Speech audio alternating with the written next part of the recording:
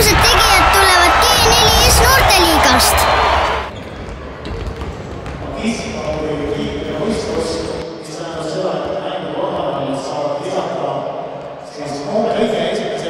Tähelepanu, valmis, start.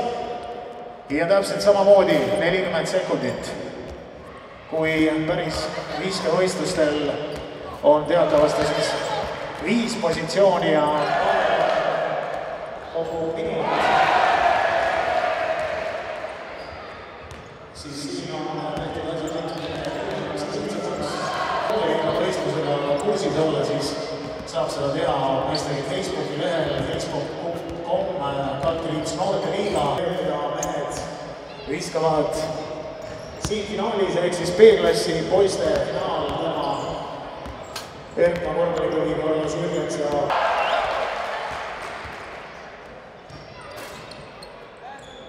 ja 5 sekundit.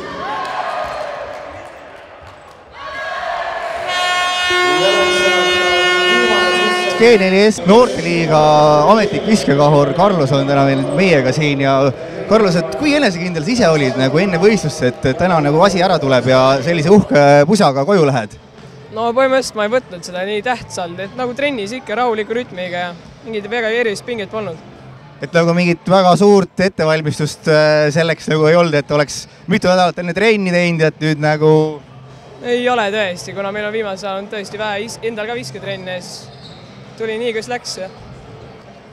Kas nagu sellise viskevõistluse puhul on ka mingid asjad, mis on nagu tähtsad, et kas on kindel rütm või et kas paar esimest viset lähevad või mis nagu tähtsad on, et edukas olla nagu? No esiteks kindlasti on hea rütm, on see, mis sobib, aga kui algus paned kohe sisse, saad enesekindluse ja siis on ka kohe kõik hakkab paremini minema.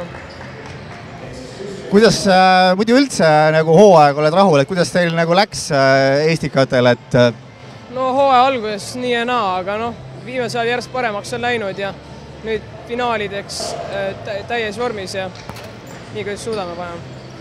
Kui natuke rääkida veel suurest korvpallist, siis mis ennustus sinul oleks finaaliks? Et Kalev Rock, et kuidas see aasta asjad kulgevad, et mis sina arvad? Ma ei tea, ma arvan, et kisub sinna Kalevi poole tõesti, aga ma ei ole midagi kindel. Oskad seda seisuga näiteks pakkuda või et nagu... Ma ei oska tõesti.